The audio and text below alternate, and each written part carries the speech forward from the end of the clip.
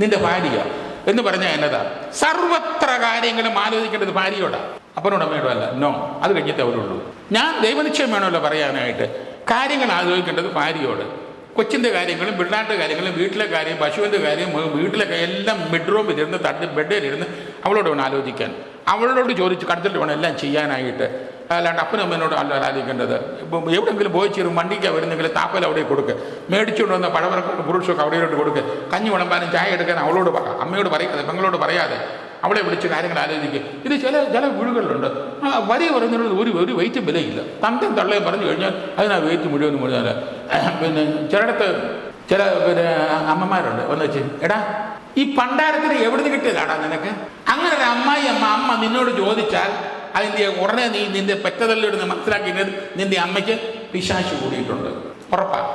അല്ലെങ്കിൽ നീ ഒന്ന് വഴക്ക് പറഞ്ഞാൽ ഡാ നിനക്ക് വല്ലതും പറയാണ്ട് എന്നോട് പറഞ്ഞു എൻ്റെ കൊച്ചിനെ തൊട്ട് പോകരുത്. അത് അമ്മയാണ്. നിങ്ങളൊരു കാര്യം കേൾക്കണേ, പിന്നെ നിങ്ങളും കേൾക്കണം. എനിക്ക് അനുഭവങ്ങൾ പറയാൻ പോയാൽ ഇഷ്ടം പോലെ. അതായത് ഞാൻ ഈ അസീസിയിൽ പണ്ടങ്ങാനത്തെ ദമ്പതികളെ ധ്യാനിപ്പിച്ചുകൊണ്ടിരിക്കുക. അപ്പം പിന്നെ 100-150 പേരുണ്ട്. അപ്പം ഞാൻ 3 അച്ഛന്മാരെ പുറത്തുനിന്ന് കൗൺസിലിംഗ് കൊടുക്കാൻ വിളിച്ചിട്ടുണ്ട്. അപ്പം ഞാൻ ഈ പ്രേക്ഷിതർ മുന്നേ അവരോട് പറഞ്ഞിട്ടുണ്ട്, ചിലർ സുരേഷത്തിൻ്റെ അടുത്ത് പോകുന്നത് ബലം പിടിക്കും, നിർബന്ധം പിടിക്കും. അതുകൊണ്ട് അവരെ ഇങ്ങോട്ടേക്കാൻ പറയും. അങ്ങനെ ഒരു 10-12 പേര് പിന്നെ ബുക്ക് ചെയ്തു. അപ്പോൾ ഞാൻ ആ പേരെടുത്തവരെ മാത്രം ഇങ്ങനെ ഓരോരുത്തരും വിളിച്ചുകൊണ്ടിരിക്കുക. ഒരു ഭാര്യയും ഭർത്താവും കൂടെ വന്നു. എൻ്റെ മകളെ അച്ഛാ, ഞങ്ങളുടെ കല്യാണം കഴിഞ്ഞിട്ട് ഇപ്പം 11 വർഷം കഴിഞ്ഞു. 2 മക്കളുണ്ട്, ഒരാണും ഒരു പെണ്ണും. അവരൊക്കെ 1-ാം ക്ലാസ്സിൽ 2ഒക്കെ ആയിട്ട് പഠിക്കുന്നു. പിന്നെ എന്താ നിങ്ങൾക്ക് എന്തെങ്കിലും സ്പെഷ്യൽ പ്രോബ്ലം വല്ലതും ഉണ്ടോ? നിങ്ങൾ എന്നെ തന്നെ കാണുമെന്ന്, നിങ്ങൾ ശ്രദ്ധിച്ച് കേൾക്കണേ, എന്നെ തന്നെ കാണണമെന്ന് പറഞ്ഞു. അച്ഛനെ കാണുന്നൊരു പ്രോബ്ലം ഉണ്ടായിട്ടല്ല, അച്ഛൻ നിങ്ങളുടെ തലയൊക്കെ വെച്ചൊന്ന് പ്രാർത്ഥിക്കണം. പ്രത്യേകിച്ചൊന്നും പറയാനില്ല, എനിക്കൊന്നും പറയാനില്ല. അങ്ങേർക്കല്ലോ പറയാനുണ്ട്. ഞാൻ എന്നാ പറയാനായിട്ട്? നിനക്ക് എന്നെ അറിയത്തില്ലേ? നിനക്കൊന്നും പറയാനില്ല, ഒന്നും പറയാനില്ല അച്ഛൻ. ഈ 8-10-12 കൊല്ലമായി ഒന്നും പറയാനില്ല എന്ന് ചോദിച്ചാൽ എനിക്ക് അച്ഛനോടൊരു കാര്യം പറയാം. എൻ്റെ ജീവിതത്തിൽ നീ ഒറ്റ ആഗ്രഹമുള്ളൂ. അപ്പോൾ അമ്മായിയമ്മേനെ, ഈ കെട്ടിവന്ന വീട്ടിലെ അമ്മായിയമ്മേനെ ഇവിടെ അമ്മച്ചി എന്നാണ് വിളിക്കുന്നത്. എനിക്കിനി ഒറ്റ ആഗ്രഹമുള്ളത്, ഞാൻ മരിച്ചിട്ട് എൻ്റെ അമ്മച്ചി മരിക്കാറുള്ളത്. അപ്പോൾ അമ്മച്ചി എന്ന് വിളിക്കുന്നത് ഭർത്താവിൻ്റെ അമ്മേനെയാണ്, അമ്മായിയമ്മേനെ വിളിക്കുന്നത്. അത് ഇതേ ഒരു അമ്മനോണം കേട്ടിട്ടില്ലല്ലോ. അച്ഛാ, സ്നേഹം എന്ന 2 അക്ഷരത്തിൻ്റെ അർത്ഥം ഞാൻ മനസ്സിലാക്കിയത് ഈ വീട്ടിൽ വന്ന് കയറിയ പിന്നെയാണ്. അച്ഛനറിയാവോ, തലമുടി മാറിക്കളെ എന്നെ ഈ അമ്മച്ചി ഇപ്പോൾ 12-ാം കൊല്ലത്തിൽ കയറുക. ഇന്നേ വരെ എന്നെ ഇടിയെന്ന് വിളിച്ചിട്ടില്ല, എന്നെ മോളെ നിന്ന് വിളിച്ചിട്ടില്ല. മോനെ എന്നെ വിളിക്കൂ. കറണ്ട് ഇല്ലാത്തപ്പം പുറത്ത് അരകല്ലെ കൊണ്ട് വേണം മസാലയൊക്കെ അരയ്ക്കാൻ. ഞാൻ നോക്കും അമ്മച്ചി എവിടെയാണ്, ഇല്ലെങ്കിൽ ഓടി വരും. എൻ്റെ മോൻ അരയ്ക്കേണ്ടെന്ന് പറഞ്ഞ് ഞാൻ അരച്ചോളാം എന്ന് പറഞ്ഞു. 78 വയസ്സായ അമ്മയാണ്. മുടി ഒന്ന് പാർക്കണം. എൻ്റെ മോൻ്റെ മുടിയെന്ന് എങ്ങനെ കിടക്കുന്നത്? മോനെ കുളിച്ചോടാ, മോമെല്ലാം കഴിച്ചോ? എൻ്റെ പുറകെ ഇങ്ങനെ നടക്കുക വെച്ചോ. എൻ്റെ പാത്രത്തിൻ്റെ അമ്മ കഴിക്കുകയുള്ളൂ. ഞാൻ ധ്യാനം ഇടവപ്പള്ളി എന്ന് ധ്യാനം കഴിഞ്ഞ് 2 മണി 3 മണിക്ക് വന്നാൽ ഞാൻ വരാതെ അമ്മയൊന്നും കഴിക്കുകയില്ല. ഞാൻ കഴിക്കാതെ അമ്മ കഴിക്കുകയില്ല. അമ്മയുടെ പാത്രത്തിൽ എൻ്റെ പാത്രത്തിൽ അമ്മ കഴിക്കുകയുള്ളൂ. അച്ഛന് കേൾക്കണോ അച്ഛാ? ഈ അടുത്ത നടത്തിയ ഒരു ചരിത്രം പറ. ചിറ്റാലിക്കാലി, മറവാറ് ചിറ്റാലിക്കാലിൽ നിന്ന് എൻ്റെ അമ്മച്ചിയുടെ പിന്നെ അനിയത്തിയും ഇളയമ്മയും ഭർത്താവും പിന്നെ കല്യാണം കഴിക്കുന്ന മകളും കൂടെ കല്യാണം വിളിക്കാൻ വന്നതാണ്. അപ്പോൾ ഇവിടെ ഉള്ളവരെല്ലാം വിളിക്കണം. അപ്പോൾ ഇത് ചേട്ടത്തിയല്ലേ, അതുകൊണ്ട് ഇളയമ്മ ഇങ്ങോട്ടാണ് ആദ്യം വന്നു. വരുമെന്ന് അറിയാമായിരുന്നു, എന്നാന്ന് പറഞ്ഞില്ല. ഞങ്ങൾ കുരിശ് വരച്ചോണ്ടിരിക്കുമ്പോൾ ഇതേടെ 3 പേരും കൂടെ കയറി വന്നിരിക്കുന്നു. ഇളയമ്മയുടെ ഞാൻ അനിയത്തിയുടെ വീട്ടിലേക്കാകുന്നത്. പേരപ്പനും ഇളയമ്മയും പിന്നെ ചിറ്റപ്പനും കൊച്ചും കൂടെ. ഇത് ചേട്ടത്തിയല്ലേ, പേരമ്മയല്ലേ, ഇങ്ങോട്ടാണ് വന്നത്, ഞങ്ങളുടെ പേരമ്മ. അപ്പോൾ എന്നിട്ട് അച്ഛാ ഞാൻ ഓർക്കായിരുന്നു, കുരിശ് വരച്ച് തീരാറായി. ഞാൻ പെട്ടെന്ന് എൻ്റെ അച്ഛോ ഇവർക്ക് 3 പേർക്ക് അത്താഴം കൊടുക്കണം. അന്ന് അവിടെയാണ് കിടക്കുന്നത്. ഫ്രിഡ്ജിനകത്ത് കുറച്ച് ചോറ്, ഞങ്ങൾക്ക് ഇവിടെ അച്ഛാ ഞങ്ങളുടെ വീട്ടിൽ നിന്ന് കഞ്ഞിയാണ്. അപ്പം പിന്നെ ചോറ് ഇരിപ്പുണ്ടായിരുന്നു. ആ കഞ്ഞിയുടെ കൂടെ ഞാൻ ആ ചോറും കൂടെ ഈ വെള്ളത്തിലോട്ടിട്ട് തിളപ്പിച്ചിട്ട് മൊത്തം കഞ്ഞിയാക്കിയിട്ട് പെട്ടെന്ന് കുറച്ച് പപ്പടവും വറുത്ത്, മുട്ടയും വറുത്ത്, പിന്നെ പാവയ്ക്കായും വറുത്ത്, ഓംലെറ്റും ഒക്കെ ഉണ്ടാക്കി, പിന്നെ പയർ തോരനുണ്ടായിരുന്നു, അവിടെ നല്ല ഇച്ചിരി കാച്ചൂരൊക്കെ ആയിട്ട് പെട്ടെന്ന് കഞ്ഞിയൊക്കെ കൊണ്ട് റെഡിയാക്കി. എന്നിട്ട് എല്ലാവർക്കും കൂടെ വെളി വെച്ചു. എൻ്റെ ഇളയെ വെച്ച് നേരത്തെ കഴിച്ചു. അപ്പോൾ എല്ലാവർക്കും കൊണ്ട് വെച്ച് കൊടുത്തിട്ട് ഞാൻ പറഞ്ഞു, അമ്മച്ചി കൂടെ അവിടുന്ന് അമ്മച്ചി ജന്മം ചെയ്തായിരിക്കുകയില്ല. അമ്മച്ചി കൂടി ഇരുന്നോ. ഞാൻ അത് കഴിഞ്ഞിട്ട് പാത്രമല്ല ഒന്ന് കഴുകി വെച്ച് പാല് കാച്ചി ഒന്ന് ഉറ ഒഴിച്ച് ഞാനങ്ങ് വന്നേക്കാം. അമ്മച്ചി പിന്നെ ഇളയമയൊക്കെ വന്നതല്ലേ, അമ്മച്ചി ഒന്ന് ഇരിക്കും. അതിൻ്റെ മോനെ ഇന്ന് അങ്ങനെ നമ്മൾ ഒരുമിച്ചല്ലേ ഭക്ഷണം കഴിക്കാറുള്ളൂ. എന്നിട്ട് ജന്മം ചെയ്ത് തരിക. എനിക്കറിയാം ഇരിക്കുകയില്ലായിരുന്നെന്ന്. അച്ഛാ ഞാൻ നിർബന്ധിക്കാൻ കാരണം ഒരു ശകലം കഞ്ഞിയും ഉള്ളായിരുന്നു. പെട്ടെന്ന് പ്രതീക്ഷിക്കാറുണ്ടല്ലോ, ഇവർക്കെല്ലാം കൊടുത്തു കഴിഞ്ഞ് ആ ഇച്ചിരി കഞ്ഞിയുള്ളത് 79 വയസ്സായ അമ്മയല്ലേ, അമ്മ കുടിച്ചോട്ടെ എന്ന് കണ്ടാൽ ഞാനത് നിർബന്ധിച്ചത്. എനിക്ക് മനസ്സിലായി അമ്മ കുടിക്കുകയില്ലെന്ന്. അപ്പോൾ പിന്നെ ഞാൻ പെട്ടെന്ന് ഉള്ളത് വെച്ചിട്ട് അങ്ങോട്ട് എടുത്ത് വെച്ചിട്ട് ആ ഉള്ള കഞ്ഞി ഒരു പ്ലേറ്റിലെടുത്ത് അങ്ങോട്ട് വെച്ചിട്ട് ഞാനൊരു കപ്പിനകത്തേക്ക് ഇച്ചിരി കഞ്ഞിവെള്ളം എടുത്തിട്ട് ഇച്ചിരി മോര് ഒഴിച്ചുകൊണ്ട് ഞാനും കൂടി അവിടെ ഇരുന്നു. എൻ്റെ പൊന്നച്ച, എന്നെ ഈ അമ്മ സൂക്ഷിച്ചു നോക്കി വെച്ചു. മോനെ, അമ്മച്ചി അറിയാത്ത ചട്ടിക്കലൊന്നും ഇവിടെ ഇല്ല. നിനക്ക് മുല കുടിക്കുന്ന ഒരു കൊച്ചുള്ളതാണ്. ഈ കഞ്ഞി എടുത്ത് കുടിക്കും. ഈ കഞ്ഞി എടുത്ത് കുടിക്കാൻ ആ വെള്ളം ഇങ്ങോട്ട് മാറ്റി വെക്കും. ആ വെള്ളം ഇങ്ങോട്ട് മാറ്റി വെക്കാൻ ഏങ്ങലടിച്ച് കരഞ്ഞോണ്ട് ഞാൻ ആ കഞ്ഞി കുടിച്ചു. അല്ലെ അമ്മ എഴുന്നേക്കരുത്, എനിക്കറിയാമായിരുന്നു. എന്നെ വയറ് നിറയെ കഞ്ഞി കുടിപ്പിച്ചിട്ട് 79 വയസ്സുള്ള അമ്മ വെള്ളം കുടിച്ചു കിടന്ന് ഉറക്കുക വെച്ചാൽ ഞാൻ എങ്ങനെ സഹിക്കും? അമ്മ മരിച്ചു പോയാൽ എൻ്റെ കണ്ണ് നിറയുമോ അത് പറയുമ്പോൾ? അമ്മ ഉറങ്ങിക്കഴിഞ്ഞ് തട്ടുമ്പുറത്തേക്ക് കയറുന്ന കോവണിയെ ഞാൻ വിളക്ക് കത്തിച്ച് വെച്ചിട്ട് അമ്മയുടെ കാലെ കെട്ടിപ്പിടിച്ച് ഉമ്മ കൊടുത്തോണ്ട് ഞാൻ മുട്ടുകുത്തി അവിടെ നിന്ന്, ഇത് എന്നതാ ഇത്? മനുഷ്യൻ ദൈവം വേണ്ട അവതരിച്ചതാണ്. ഇത് എന്നതാ ഇത്? നിങ്ങളൊക്കെ അമ്മയമ്മയും നിങ്ങൾക്കില്ല മക്കളും മരുമക്കളും ഒക്കെ കേൾക്ക അമ്മ അങ്ങനെ ജീവിച്ചത്. എന്നിട്ട് എനിക്ക് നിർബന്ധം, എനിക്ക് ഈ അമ്മയൊന്നും കണ്ടില്ല, പിന്നെ ആരെയാണ് കാണുന്നത്? 800 രൂപ എൻ്റെ കയ്യിൽ നിന്ന് മുടക്കി ഞാൻ ആശിച്ച് ധ്യാനം കഴിഞ്ഞ് അവരെ കൂട്ടി ഒരു കാർ പിടിച്ച് പോയി. എടാ, ഈ അമ്മച്ചിയൊന്നും കണ്ടില്ല, എങ്ങനെയാണെന്ന് പറയാം. സാധാരണ ഓടിട്ടിയ ഒരു വീട്. ഞാൻ ഈ അമ്മച്ചിയെ കണ്ടിട്ടില്ല, അമ്മച്ചി എന്നെ കണ്ടിട്ടില്ല. ഞാൻ പോയി കാറിൽ നിന്ന് അങ്ങോട്ട് ഇറങ്ങി, ഉടുപ്പിട്ടാണ് പോയിരിക്കുന്നത്. എൻ്റെ വന്ന് എന്നെ ആദ്യമായിട്ട് കാണുക ഈ അമ്മ. ഈ അമ്മ ചോദിച്ചു, എൻ്റെ ചക്രവർത്തി വീട്ടിൽ വന്ന് വെച്ച് എന്നെ കെട്ടിപ്പിടിച്ചെൻ്റെ കവളത്തിൽ ഉമ്മ. എൻ്റെ സ്വന്തം പെട്ടെന്നുള്ള മരിച്ച പിന്നെ അങ്ങനെ സ്നേഹം ഞാൻ കണ്ടിട്ടും കേട്ടിട്ടില്ല. ഞാൻ ആദ്യം കാണുക എൻ്റെ ചക്രവർത്തി വീട്ടിൽ വന്ന് ചോദിച്ച് കെട്ടിപ്പിടിച്ചെൻ്റെ കവളത്തിൽ ഉമ്മ. എന്നിട്ട് എന്നെ കയ്യെ പിടിച്ച് മോനിക്കിട്ട് കയറും പറഞ്ഞ് പെട്ടെന്ന് കസേരയിലോട്ട് ടർക്കി എടുത്തിട്ട് എൻ്റെ കൊച്ചു വിടിയിരിക്കുക, എൻ്റെ കൊച്ചു വിടിയിരിക്കുക. ഞാൻ കരഞ്ഞ സ്ഥിതി പറഞ്ഞു. ഇപ്പോൾ അത് പറയുമ്പോൾ എനിക്ക് കരച്ചിൽ വരും.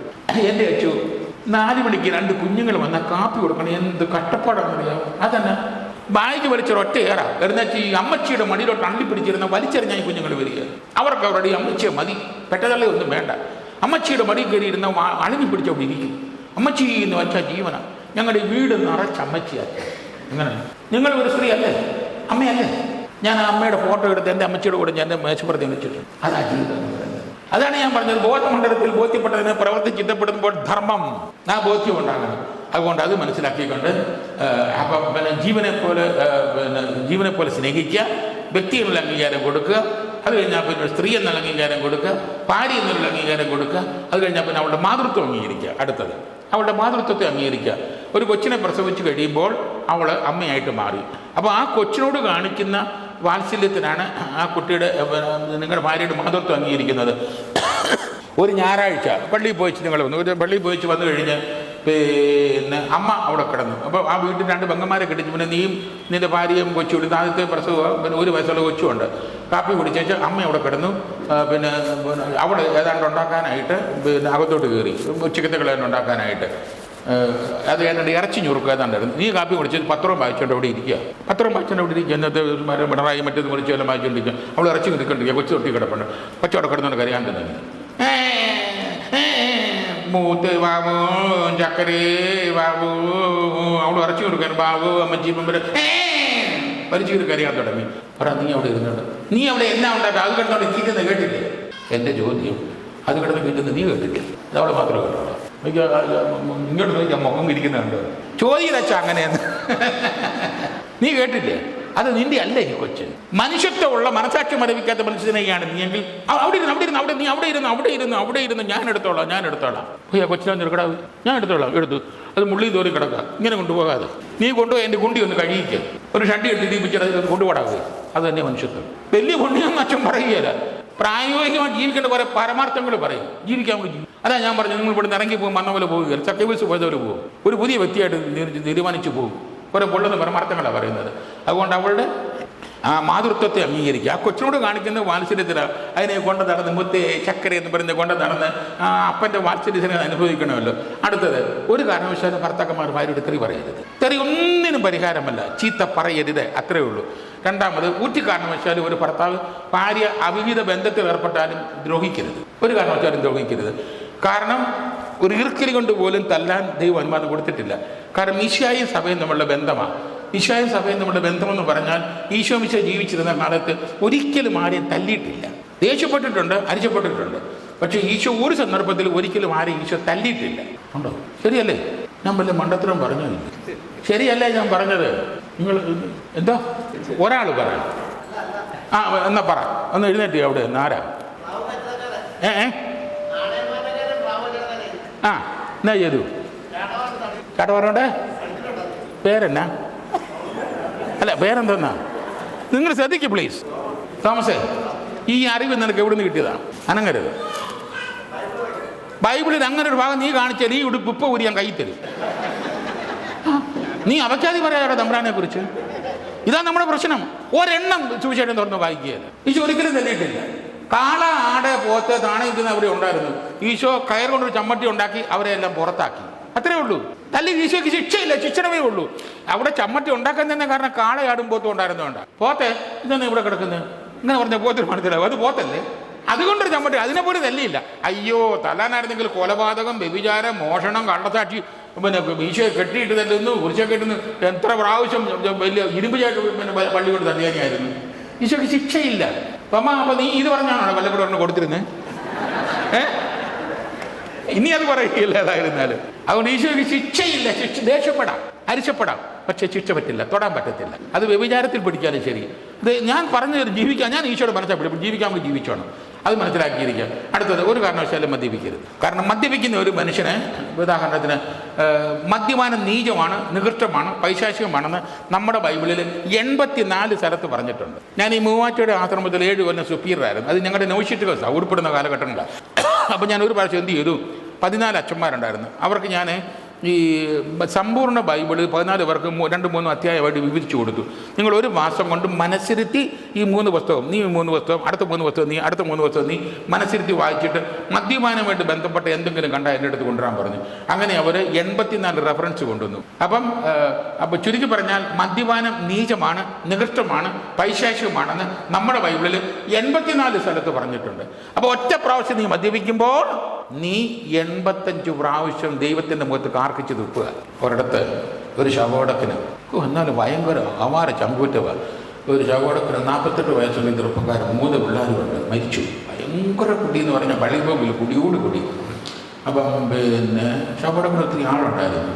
കഴിഞ്ഞ് പ്രാർത്ഥനയെല്ലാം കഴിഞ്ഞിട്ട് പെട്ടി അടയ്ക്കാൻ നേരത്തെ കഴിക്കാൻ, അപ്പം ഞാൻ അപ്പുറത്തിട്ടുണ്ട്, ഈ പോക്കറ്റിൽ നിന്ന് ഇത്ര നീളമുള്ള ഒരു ചെറിയ കുപ്പി എടുത്തിട്ട് അവൻ്റെ കയ്യിൽ ഇന്ന് കുരിശിക്ക് വലിച്ചു വരും. എന്നിട്ട് കുപ്പി അവിടെ തള്ളി കയറ്റി വെച്ചു. എന്നാണ് ഞാൻ ദർശിച്ചിട്ട് ചോദിച്ചു, അച്ഛൻ ജീവിതകാലം മുഴുവൻ നീടെ അച്ഛനും കുപ്പിയും കൊണ്ട് നടന്നവനാണ്, ആ കുപ്പിയും കൊണ്ട് പോട്ടെ. ഞാൻ അവസാനം പറഞ്ഞു, എടാ കൺഗ്രാജുലേഷൻസ്. കുപ്പിയും കൊണ്ട് നടന്നവന് മരിച്ചു കഴിഞ്ഞിട്ട് എന്നെ തന്നെ അവൻ്റെ അണ്ണാക്കിലോട്ട് ഈ കുരിശിൽ വന്നോട്ട് കുരിശിനെ എന്തിനാണ് അവഗണിക്കുന്നത്? അതുകൊണ്ട് ബിഹാരി അച്ഛനോട് പറഞ്ഞേക്കണം, നിങ്ങൾ കുടിക്കുന്നയാളാണ് അച്ഛൻ എൻ്റെ കയ്യിലിട്ട് കുപ്പി തന്നു വിട്ടേക്കണമെന്ന്. അവനല്ലാണ്ട് sign has no meaning under there is a reality behind. യാഥാർത്ഥ്യമില്ലാത്ത അടയാളം മനുഷ്യനെയാടാ കൊച്ചെ. ഇപ്പം ഞാൻ ഈ ഉടുപ്പൂരി അലക്ക് ഉണങ്ങാൻ അവിടെ പുറത്തിട്ടിരിക്കുക. ഞാൻ ഇച്ചിരി വിശ്രമിക്കുന്ന നേരത്തെ ഇവിടുത്തെ കപ്പിയാർ ഇത് വിട്ടുകൊണ്ട് പുറത്തോട്ട് പോയി. അപ്പം വഴി കടന്ന് ഏലിക്കുട്ടി ചേർത്ത് അച്ഛൻ ഒന്ന് കുമ്പസാരിക്കണമെന്ന് ഉടനെ അച്ഛൻ ഉണ്ടായിരിക്കുക അടുത്തി അമ്മ മനുഷ്യൻ അവിടെ കിടന്ന് ഉറങ്ങുക. ഞാൻ കപ്പിയാരാ മോനെ, ഇത് വഞ്ചനയല്ലേടാ, അകത്ത് ഇത് അച്ഛനുണ്ടെന്നതിൻ്റെ അടയാളമല്ലേടാ, അത് വഞ്ചിക്കപ്പെട്ടു. റെസ്റ്റോറൻറ്റ് മുമ്പിൽ കൊണ്ട് ജൗളിക്കട നേടി വെച്ച് അങ്ങനെ ശരിയാകുന്നത് യാഥാർത്ഥ്യമില്ല, ഒന്ന് മനസ്സിലാക്കിക്ക്. അപ്പം യാഥാർത്ഥ്യം ഉണ്ടാണെങ്കിൽ ഇത് തുടരരുതല്ലോ. അതുകൊണ്ട് അതാ സത്യം മനസ്സിലാക്കിയിരിക്കുക. അതുകൊണ്ട് ഒരു കാരണവശാലും മദ്യപിക്കരുത്. തന്നെയല്ല, മനസാക്ഷി വേണ്ടേ. നിന്റെ പെമ്പറന്നതിക്ക് പിള്ളേർക്ക് ഈ സന്തോഷമില്ലല്ലോടാ, എന്തിനാണ് അവർക്കില്ലാത്ത സന്തോഷം നിനക്ക്? എൻ്റെ ഭാര്യയ്ക്ക് എൻ്റെ കുഞ്ഞുങ്ങൾക്ക് ഈ സന്തോഷമില്ല, എന്തിനാടാ അത്? ചിലർ പറയും, അച്ഛാ കൂട്ടുകാർ നിർബന്ധിച്ചിട്ട് അവൻ്റെ ബർത്ത്ഡേ ആയിരുന്നു, അവൻ്റെ അമ്മയുടെ കൊടുക്കത്തെ ബർത്ത്ഡേ. എന്നാണ് എന്നാ പറയുന്നത്? കൂട്ടുകാർ നിർബന്ധിച്ചിട്ട്. നീ എന്താന്നാടാ പറയുന്നത്? കൂട്ടുകാരോ? ശത്രുവാടാവൻ. കൂട്ടുകാരൻ ആരാ? നീ ആ ഗ്ലാസ് പിടിച്ചപ്പോൾ ഒറ്റയടി, എടാ ഞാൻ കല്യാണം കഴിച്ചിട്ട് ഞാൻ മുടിഞ്ഞു പൊക്കോട്ടെ, നിനക്ക് ഭാര്യ 2 പിള്ളേരുള്ളൂ, നീ തുടരുത്. അവൻ കൂട്ടുകാരനാടാ കൊച്ചെ, ഒറ്റയടി തുടരുത്. അവനാ കൂട്ടുകാരൻ. നിന്റെ പമ്പറത്തോച്ചും പിള്ളേരുടെ കണ്ണിൽ നീ കുടിക്കരുത്, നീ തുടരണ്ട. മറ്റവൻ ശത്രുവാ, അടിക്കടാ ഒരു പീസ് 2 അടിച്ചിട്ട് പോടാ. ശത്രുവാടാ അവൻ. കൂട്ടുകാരനാരാ? നിന്നെ നിന്റെ കുടുംബത്തിന്റെ സന്തോഷത്തിന് സഹായിക്കുന്നവനല്ലേ കൂട്ടുകാരൻ. പമ്പറത്തോച്ചിന്റെ കണ്ണുനീര് കാണാൻ സഹായിക്കുന്നവനാണ് കൂട്ടുകാരൻ. അതുകൊണ്ട് അതൊന്നും പറയണ്ട, ശത്രു. അതുകൊണ്ട് ആ സത്യം കൂടി മനസ്സിലാക്കിയിരിക്കുക. അങ്ങനെ ഒരു കാരണവശാലും മദ്യപിക്കരുത്.